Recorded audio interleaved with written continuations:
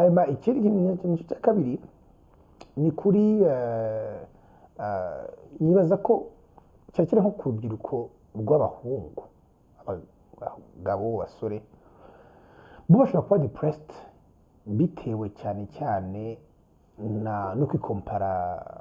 na success. Iki kintu kuvuga aturumva right now ugomba kuba millionaire at 30, ugomba kuba wikorera ufite 30. No,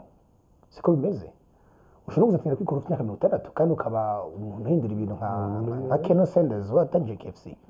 So it's just a matter of really being patient. Akandi kantu no kini ngo n'ababyeyi bashaka gushira gutera depression. No kuvuga ngo uburyo ababyeyi bakurera baro bara parenting. Kino having conversation n'abantu bakiri bato bambwira icyo kintu ko hari nk'umubyeyi ushira unnecessary pressure ku mwana we. Ati ugasanga nk'umubyeyi wenda afite nk'abana nka 3 ariko umwe wenda yiga science, undi wa kabiri we wenda yikundira ibintu byo gucuranga cyangwa ikindi kintu, ugahora ushaka kugira umwana wa kabiri cyangwa wa 3 ngo amere nk'uriya wundi. Ibyo nibi cyane ababyeyi bagereranya abana bakikagereranya izo mpamvu vraiment kandi nyine with the coming of the internet hari ibintu byinshi cyagiye biza comparison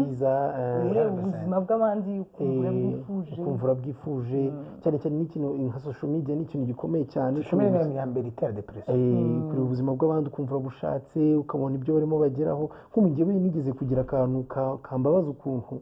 nkinagize segondere bashiki banjye aho muri Imana ibaho umugisha kandi mukomeze mutera imbere ariko vraiment nababazwaga no kubona barimo bapostinga amafoto bari Dubai hagiye harabona n'akazi kabe no birababaza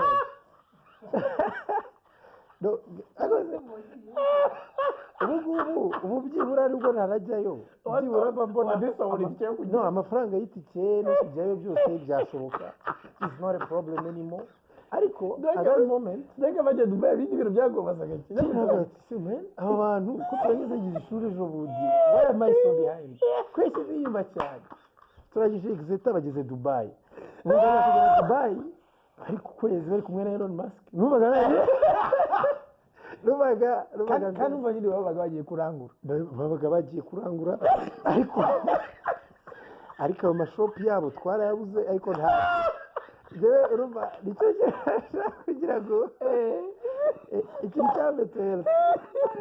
ngo nawe at some point you compare wigeranyije n'abantu wigeranya n'abantu n'ibintu bisanzwe n'ibintu bisanzwe pe ariko social media bishize ku level yo hejuru urumva wigeranyaga n'abantu muturanye mbega nkubwire hari nk'abantu ba mu cyaro baba mu bukene bukabije ako ntabwo bazi ko ari abakene ku gasozi hose bambara inkweto ku gasozi hose nawe ufite imodoka ariko social media ikugira umukene mu bantu bafite amafaranga you can access them, you can see them ukawata kumbi ni hano aba noneho umuntu akakubita akavlog akagira iki akakubita iki nk'ubu hari n'aba VIP nawe mubabarire gayere nimba business yawe itagenda ntibikubabaze ngo bigutere depression bizagenda bikunde ariko ni muri urwo rwego the comparison iba nyinshi kwigereranya. Niba wakunze agace gatoya k'iyi